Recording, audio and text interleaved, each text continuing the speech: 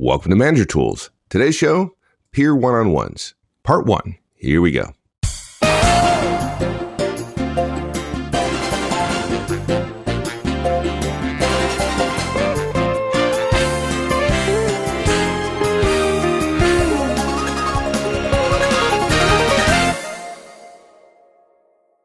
We often say at conferences that the further you go up in an organization, the more you're going to realize that you're actually less and less able to get things done all by yourself, which is opposite of what most managers think, right? They think, well, if I become the CEO or I get a promotion, all of a sudden now everybody will do what I say.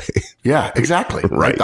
When you get that first promotion and you first have power, you assume more promotion, more power. And while technically that's true, you have more power, more role power. And that allows you to skip levels, go down and make something happen all of a sudden. It doesn't mean that everybody underneath you, 2, 3, 500, 1,000 people, are all in lockstep waiting for you and you can order them around like a single entity. It just doesn't work that way. You know, by the way, there's another statement I heard. I remember when I was in Hawaii, I heard it when I was working for the general, which is the higher up you are on the flagpole, the more your butt's exposed.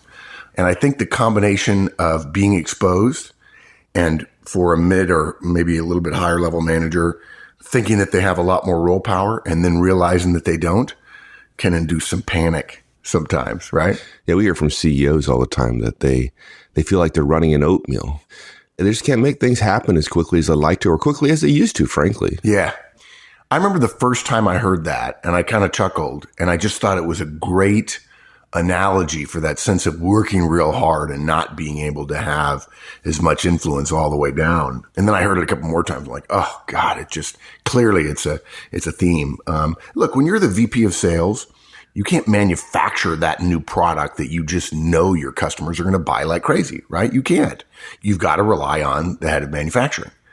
And if there are 30 things, right? You and I have talked recently. One of the things we love about Manager Tools is there's 100 things we could do in the next few years. We're not going to run out of stuff to do. The question regarding strategic and effective thinking in more senior positions, not that we're senior in our little company, but it's not that you have a good idea.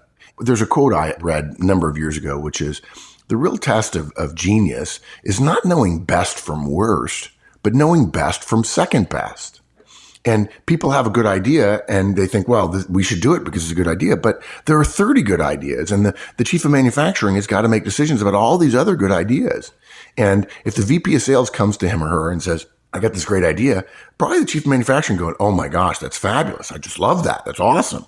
Then the VP of sales says, well, you're going to do it, right? He says, well, no, I got 30 other awesome ideas here too. And I've been asked to cut costs and I've been asked to do this. I've been asked to do that. So it'll go on the list. Well, the VP of sales can't get that manufactured just by snapping his fingers. And so without a relationship, without some effort, without some, dare I say it, political skills, that's what junior managers would call it. I mean, what's the phrase we've used before? If you look up at the executives in your organization, what you call politics, they call collaboration, right? Yeah. And so relationship power becomes terribly important the higher you go up. And if you're a junior manager now's a great time to start learning how to develop relationships. Yeah. Yeah. And just to go back to the other side of that coin is, I'm not suggesting that chiefs of manufacturing are sticks in the mud. If you're the chief of manufacturing and you deliver something perfectly and your plan works perfectly and you've kept costs down to help the salespeople deliver a high margin product and the quality is high and you've done exactly what everybody in the organization, the R&D engineers and the salespeople and the marketing people, you deliver it. And then they have something else that they're working on or the market has moved on. You can't sell it yourself, even if you believe in it. You have to rely on your relationship with other people in the organization to create the revenue that happens when a product gets sold. So making a product isn't good enough. It has to be sold. So yeah, you're right. I mean, what this means is what you said, which is creating and maintaining relationships is what's so important. And we've talked about this before. We've probably mentioned this idea 100 times in CAS over the last 5-6 years. And that is, there are a lot of ways to do this, but one of the easiest ways to build relationships with peers in your organization is to have a Manager Tool peer one-on-one. And we call it the Manager Tools peer one-on-one model. And it's very simple. It's not hard. Again, for those of you high Ds or those people who want our cast to be 5 minutes long, you can listen to this outline, this expanded outline, and then turn us off and go back to, well, I don't know. I was about to say a better podcast. I don't know if there is one, but maybe better music. That's for sure. So look, 5 recommendations. The first thing you do when you're looking to strengthen your relationships, and folks, if you're a person who has gotten by on results, that's great. Early in your career, it is about results. But as you gain role power, counterintuitively, as we started the cast with, relationship power becomes more and more important. If you don't expand your relationship power as your role power increases, you're going to have decreasing effectiveness in the organization. So the first thing you've got to do is you've got to choose among your peers who the most important relationships are. And we'll go through some recommendations about how to do that. Not terribly hard to do, but obviously we don't want you, if you have 20 peers, if you have 20 managers reporting to your senior manager, your boss, you don't need to have peer one-on-ones with all of them. And basically it's pretty simple. Once you decide those who you want to have a better relationship with, because you believe, hopefully, that those relationships will increase the chances that you'll be able to be more effective as you have to work across boundaries in the organization. What you do is you go to them and you ask them for a weekly update meeting. You don't ask them for a peer one-on-one. That'll probably put them off. You say, hey, look, can I get some time in your calendar, give you an update and ask you a few questions? And what you do is you only ask for 15 minutes. Okay? That's all. And for those of you who know boss one-on-ones, this is similar to that. You only ask for 15 minutes. And actually, it's not boss one-on-ones. I think it's a boss weekly update meeting is what we call it, even though sometimes we slip and say, if you want to have a one-on-one with your boss, if you've been doing them with your directs and you love them, and everybody always asks at a conference, how do we get this stuff for our boss? And the answer is you don't. But the closest thing you can do is have a weekly update meeting with your boss and hope that he or she figures out that after you've done your 15-minute update, it might be good for them to give you an update. But you ask for a weekly update meeting. It's 15 minutes long. And point number 3, during your 15 minutes, what you do is update them on operational issues that you're involved in that affect them. Don't brief them on everything you do. Brief them on the things that will be related to their work. So if you have 5 peers and you decide that you really do need to have 5 peer one-on-ones, you might have 20 things done in a week. You might talk about 6 of them with one guy, 10 of them with another guy, 2 of them with another guy, depending upon what of those things or those 20 things you're doing relate to the particular person you're in your meeting with. You do your updates first and then you ask questions. Our 4th point, and this is a big one, the underlying thought we want you to have when you're having this meeting is be brisk and efficient. Finishing on time in this meeting, not turning it into a buddy relationship building meeting, which we want you to build the relationship. But if you turn it into a schmooze fest, if you turn it into a let's kick up our feet and just have our weekly chit chat meeting, when the stuff hits the fan at work and everybody's swamped, that's the first meeting that will go. Believe me, the relationship will build. You don't need to have an hour-long chit-chat session. Of course, the high C's and high D's that are listening are like, yeah, I know that. But folks, you're only half of the world. And so we recommend be very, very brisk and efficient. Don't take longer than your 15 minutes. Don't do it. And then the last point, I'm not going to spend a lot of it here, but there are some great benefits regarding peer one-on-ones that everybody misses. And if you're a strategic thinking manager, and by the way, if you're a senior manager director and you're not starting to become a strategic thinking manager, you're falling behind those of your peers who are highly effective as managers because they're starting to think strategically. You're going to get 3 specific benefits out of this. One is fairly straightforward, which is project updates. In project coordination, your projects are going to go better when you're meeting with people who own resources that you might need at various times. But the other 2 things it's going to help with is pre-wiring your peers, which you're going to have to do, and preparation for steel cage deathmatch meetings when you have to get one of your people get promoted or, heaven forbid, there are layoffs and you have to sit down with your boss and your peers and decide who's going to stay and who's going to go. Okay, so let's get on to our point 1. Choose your most important relationship among your peers. Now, I assume, maybe I shouldn't assume, but let me ask it in the form of a question. Do I have to meet with all my peers to be effective here?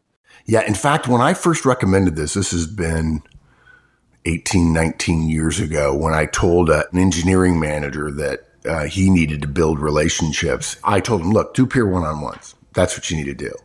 And I went away for a while. It was an offhand comment at the end of a day I had spent with he and some other folks in the particular facility I was working in out in California. And he really was angry with me in a few weeks because I didn't close the loop and say, gosh, not everybody. Of course, not everybody. You probably don't need to have one-on-ones with everyone who reports to your manager. Okay.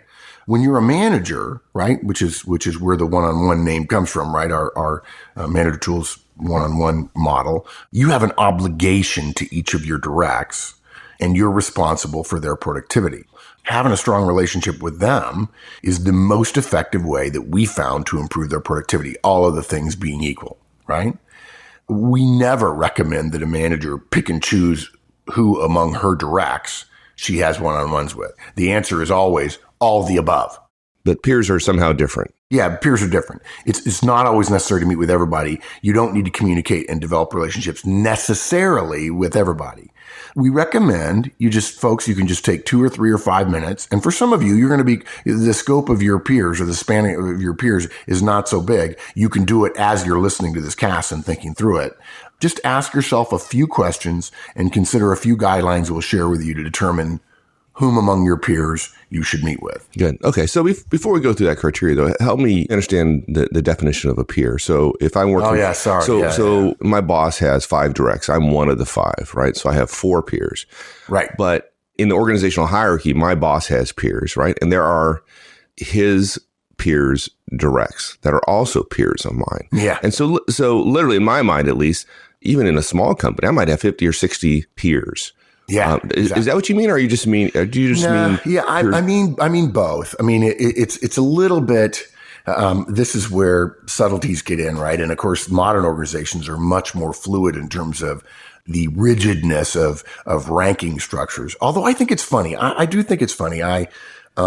People are saying, yeah, I've got this peer who's got a problem with me, and I want to work on him. So okay, let's talk about that a little bit. Explain to me how he's a peer. Well, his boss and my boss are peers, but he's really in another part of the organization that I rely on for some stuff. And I said, well, okay, you need to start talking to him. You need to build a relationship with him. It always frustrates people because, I don't want to develop a relationship, Mike. Please just give me the silver bullet. Oh, yeah. Well, look, folks, if there were a silver bullet, we wouldn't have been talking about this stuff for 6 years. But you go build a relationship. And immediately when I say you need to build a relationship with him, they say, well, I don't think I can do that because he outranks me. And I say, what do you mean? I thought he was a peer. Well, yeah, he reports to somebody who's equivalent to my boss, but things are pretty flexible. I'm like, okay, well, either he's a peer or he's not. And then there are other times when people say, yeah, this guy totally outranks me and I've got to get some stuff from him and I just don't think I have any leverage. And I say, well, okay, how much does he outrank you? Well, not really. He reports to a guy who's a peer of my boss. I'm like, it's amazing how fungible the idea of organizational relative power is, that I think a lot of people just want to use organizational relative power to convince people that it can't be done. Right. It's just when in fact, relationships cut through all of that all the time. But here's our guidance on peers. Somebody who reports to your boss with you, that your boss would say, both of them are on my team. Obviously, that person's a peer. Regardless of rank, right? I mean, so just make sure if you're in an organization where a director is below a VP, if you're a director reporting to the senior VP and they're VPs in the organization, they outrank you. They have a higher grade level, if you will, but they're still your peers, right? Yeah, they're still your peer. And I think that's a confusion thing, right? People argue about the verticality of companies all the time, Mike. And yet you and I both know that they complain about it. And then when you get a situation where there's a right structure, but both a VP and a senior manager or a VP and a director report to a senior VP, they're like, oh, this is very confusing. I don't like it. I'm like, well, you can either organize rigidly by rank title, or you can organize based on what the organization needs to get things done. And that means sometimes people who are, quote, peers, unquote, will in fact have different ranks based on their experience or their background. Or some guy came over from sales where titles are elevated, and so we're going to let him keep his old title, when in fact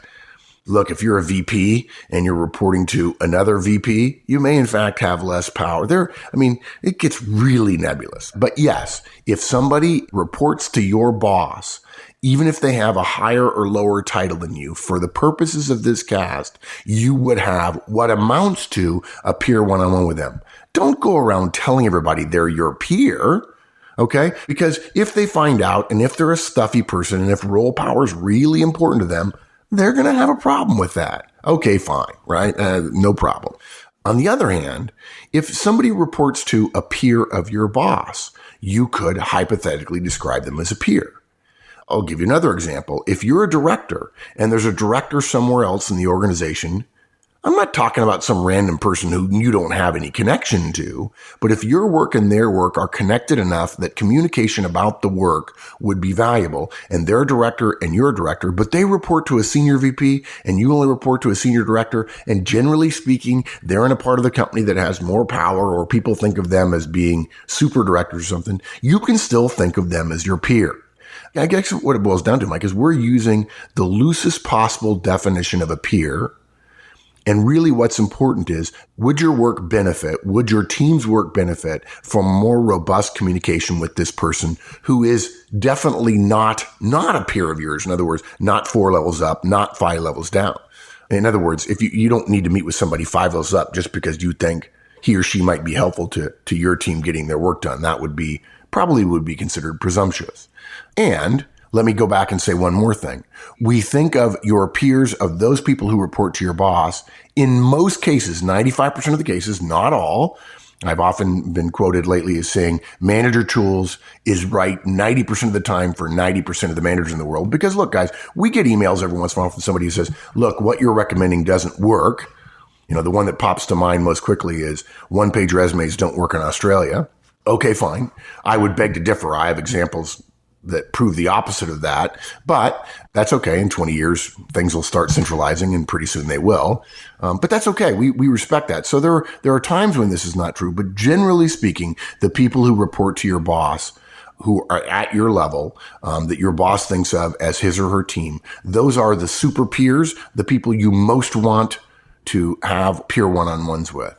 It is possible it's not true, but generally speaking, if you have 50 peers in the organization, 6 of whom report to your boss, and you said to me, Mark, I'm meeting with none of those 6 who report to my boss because my work is with other people, I'd kind of pause and go, you're going to have to explain to me more about the relationship between you and the people who report to your boss. It could happen, but generally no. But generally not. So if you're thinking, okay, I've got 30 peers, only 6 of whom report to your boss, you can safely assume that our guidance on this cast is put extra weight on those people who report to your boss. That was a long answer, wasn't it? I'm sorry about that. That's good. Well, it's confusing. It's a kind of a subtle point in some organizations, but let's just assume the 90% rule here and move on. So given that we understand who our peers are and we need to develop a relationship with them, or we'd like to, and we're going to assume here that we just don't have time to meet with all of them, right? I got all my directs, and to add another 6 or 7 one-on-ones a week might be a little much. What are the criteria used to determine who I should meet with? Good. So let's start with some numbers, and then we'll start with quantity, and then we'll move over to the qualitative issues. The first recommendation we have is, look, folks, if you only have 2 peers, meet with both of them. Okay. You don't want to really invest in one relationship and then end up hurting the other one because the other person feels like, well, why is he meeting with her and not with me? Now, there may be a delineation of work that makes that obvious, but I would say in 90+% of the cases, even if the delineation of work is such that that third person who reports to your boss is just totally different, I would still say a half an hour a week is not the end of the world. You might be able to get away with cutting somebody out, but if there are 2 peers and you're meeting with one, it's going to be perceived that you're cutting the other person out. It's a delicate dance to do. And for a half an hour a week, it's worth avoiding that kind of political difficulty. So if you only have 2, meet with both of them. Now, what about the other end of the other end of the spectrum?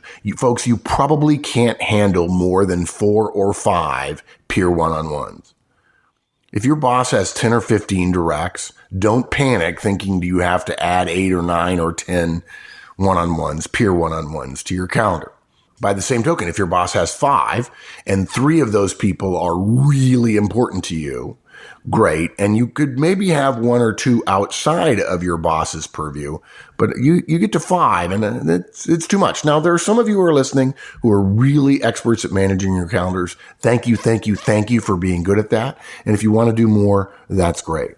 There are some of you, particularly you high eyes, you salespeople, you marketing people, you sharp dressers who are like, I don't need to have this kind of structure. I'm just going to be social butterfly and I'm going to have lots of friends, but I'm not going to sit down and talk to them. Look, we like you being a social butterfly. We want you to know everybody in the organization. And we think there are some people who deserve more detail, more structure, more formalness to the kind of operational communications you're having.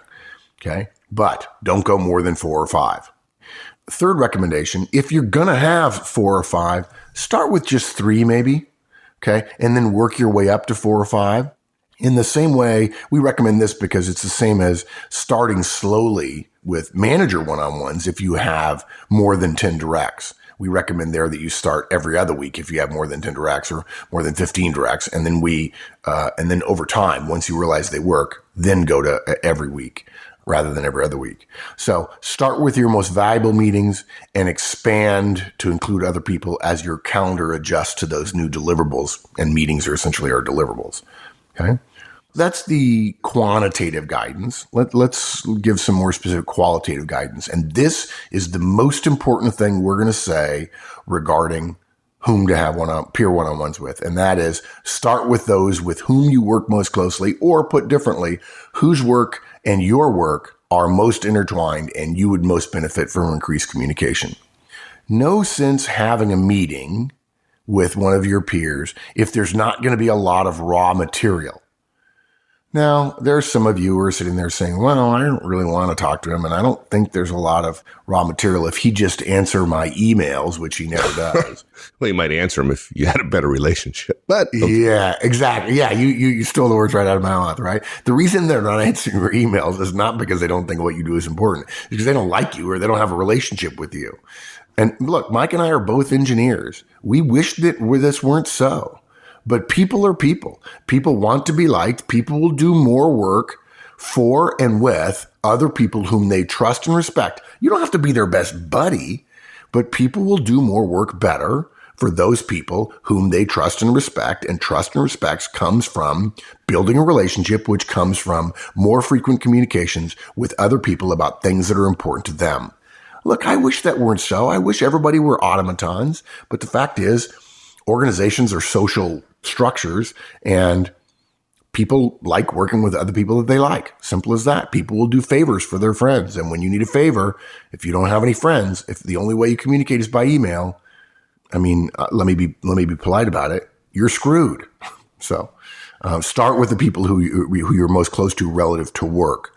If your team of directs never interacts with one of your peers' directs, that's probably a peer to leave off the short list for your initial peer one-on-ones. All right. Now, we talked about earlier, we expanded our definition of peers to include, directs of your boss's peers. Peers, right. Somebody else more broadly in the organization, right?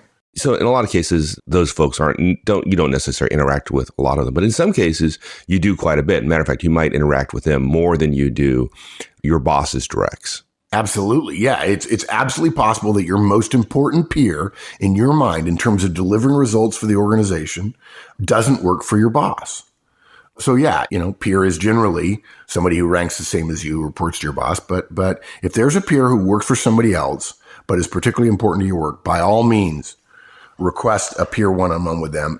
Of course, do it the right way. Don't call it a peer one-on-one, but request a 15-minute update meeting with them and then try to repeat it every single week. And then gradually they'll start adding their value to it, and suddenly it'll be a peer one-on-one.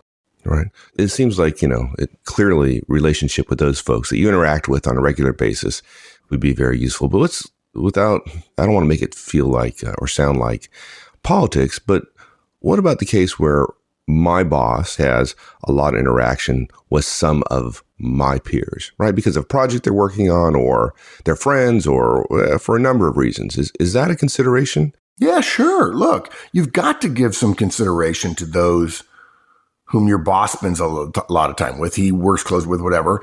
If he has a good relationship with somebody, you're not just doing peer one-on-ones for the direct relationship with those whom you'll be meeting with, but also to leverage their relationship. And your boss is an important relationship, right? So if you have a peer who is literally cheek by jowl with your boss all the time and runs the most important part of the broader team that you're on, then by all means, have a peer one-on-one with them. Yeah, absolutely. And look, you mentioned politics. Folks, politics has such a bad rap. I remember very clearly, if you're younger than 30 and you're listening to this and you're starting your career and you've had some success and you feel like sometimes the right idea doesn't get implemented. Actually, I had a saying a number of years ago, which is the right idea always gets implemented because the idea that gets implemented is the right one by definition. And probably your vision of what is right is not colored by the things that your boss or boss's boss or somebody even higher than that knows or doesn't know about the organization. So look, it matters. And politics is a word that people easily hang negatives on.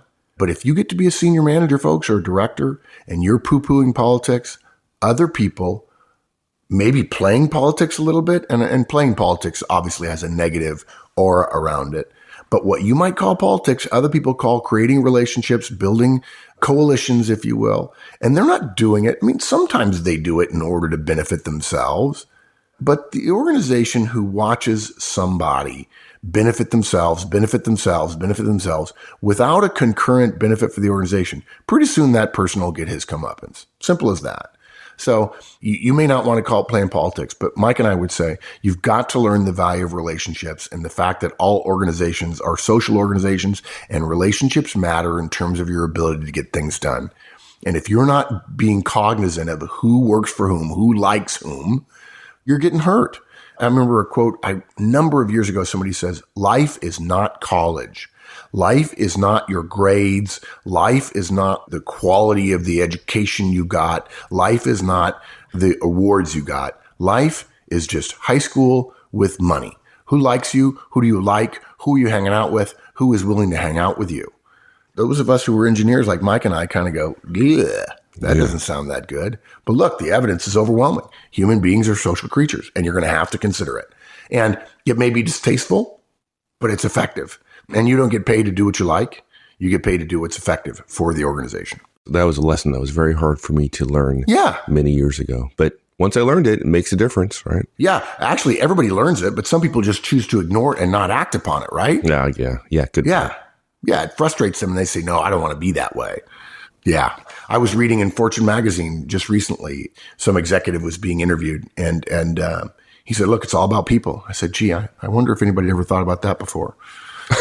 Look, think of it this way. Consider a scenario, right? One of your peers who works for your boss has a really good relationship with somebody in the corporate legal department, right? That department is known for being impossible to deal with.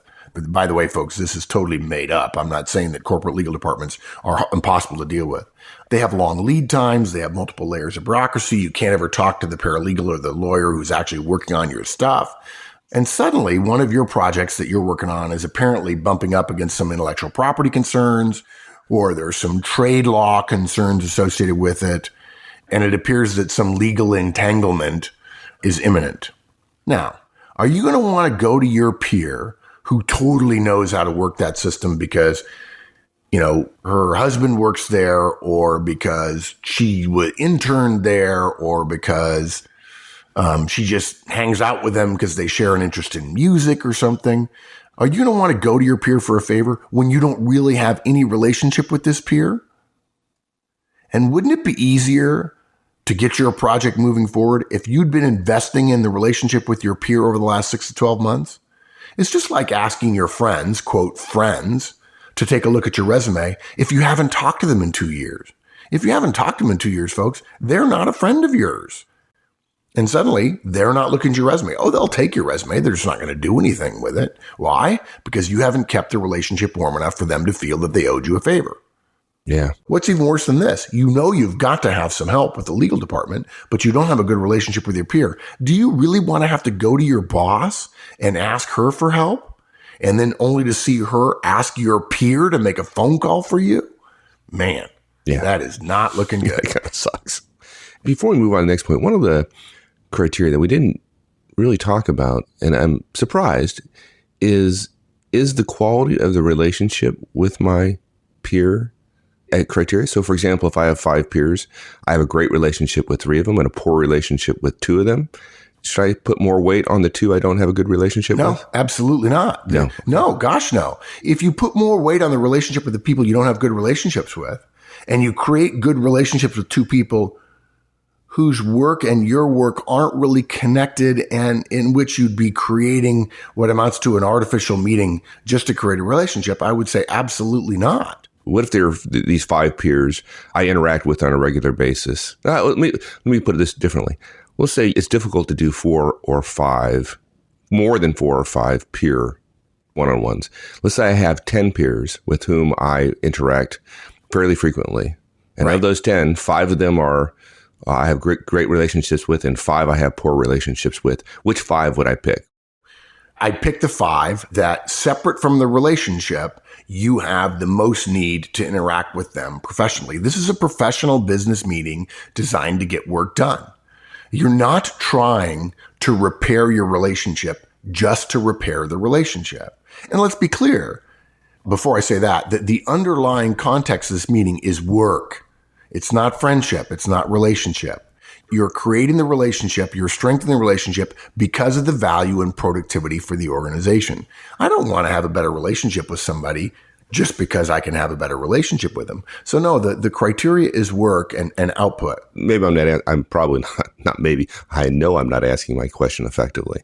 I can only pick 5. I equally depend on all of them. Right. Should I pick the 5 that I have a good relationship with? Assuming that, much like, with directs, if I have any marginal time, I'm going to spend that on my best performers, not my worst performers, right? Yeah. Assuming I have some basic level of interaction with them called one-on-ones, right? So I have marginal time to spend with 5 of my peers. All things being equal, where would I spend that time? Yeah. First of all things are never equal. And the moment I say the answer to this, people are going to be like, well, that makes it easy then. Okay. I should just spend time with my friends. But the answer to your question is, do a better job analyzing how well you have the workload and the connection that you have with people. But to use your question, in an artificial world, if in fact you have equal relationships with all 10 of them, I would actually say maintain the relationships with the people that are good. And I would also say, ask yourself, how can I spend more time with those people whom I don't have a good relationship with? I would not. If you're asking me, should I focus my 5 peer one-on-ones? Again, let's artificially limit it to 5. And by the way, those weren't hard and fast rules. If you think you can have 8, okay, fine, do 8, but it's going to be hard on you. And it depends really on how much interconnectivity your work and their work have. But if you're saying, should I go ahead and, or do you recommend having my 5 peer one-on-ones with the people I have the worst relationships with? My answer is no. Okay. I would rather you do better analysis on who really matters. But I would say if you ended up having peer one-on-ones with your 5, the people whom you already have a good relationship with, I would love to understand what you mean by good, but I would say no. I wouldn't have any problem with you choosing to invest further in the good relationships. Now, there's another piece that you could add to it, which is which ones have the most power. That was kind of what we're getting to with having a one-on-one, a peer one-on-one with somebody who's very close to your boss. I suspect it wouldn't be just 5 of the people I have the best relationship with. I'd be willing to bet that it's spread between both groups, 5 that I have good relationship with and 5 that I don't. But no, we're not going to strengthen our relationship. We're not going to spend time with our weakest relationships just to get them up to par and then ignore our 5 best relationships. That's generally a recipe for disaster. When CEOs do that, they're always ignoring their top 2 or 3 products to get their bottom 2 or 3 products up to some acceptable level. And then, of course, what happens is the top products don't get the focus and they tend to get underinvested in, and those relationships begin to slide, or the products begin to slide in that scenario. Great. Sounds like there's enough criteria beyond whether or not you get along with them that you probably never get there if you're evaluating it properly. Let me give you a counter argument to your scenario, which I liked. And the counter argument is this, folks, close your eyes and pick half of the people who report to your boss if you have more than 5 people reporting to your boss, and start having peer one-on-ones with them, and use no qualitative or quantitative analysis at all. Just start improving your relationship with your peers. There's a part of that we're trying to get to, which is too many people focus on their boss. As you grow in relationship, grow in role power, you've got to have good relationships with your peers. People see their peers as fighting for a limited pie. They then create what amounts to somewhat of a what's the word I'm looking for? An antithetical, or, a relationship built on conflict rather than on collaboration with their peers, the people who report to their boss. And that further poisons a relationship that may be neutral or less than neutral. And the whole point of peer one-on-ones is to recognize you must have horizontal relationships if you want to continue to grow in the organization. It's just that simple. Thanks, everyone. That's it. We'll see you next week. Have a great one. So long.